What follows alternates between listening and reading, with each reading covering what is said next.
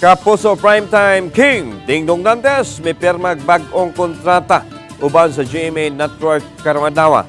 Nitambong sa contract renewal silang GMA Network Chairman Attorney Felipe L. Gozon, GMA Network President o Chief Executive Officer Gilberto Duavit Jr., GMA Network Executive Vice President o Chief Financial Officer Felipe S. Yalong o GMA Senior Vice President for Programming Talent Management Worldwide and Support Group and President and CEO of GMA Films Attorney Annette Gozon Valdez, GMA Network Senior Vice President and Head sa GMA Integrated News Regional TV Synergy, Oliver Victor B. Amoroso o kubang mga opisyal.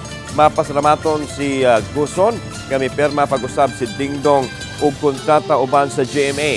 Masaligon si Gozon, kapadayon ang makab-ot ni Dingdong ang kalampusan isip Kapuso Primetime King.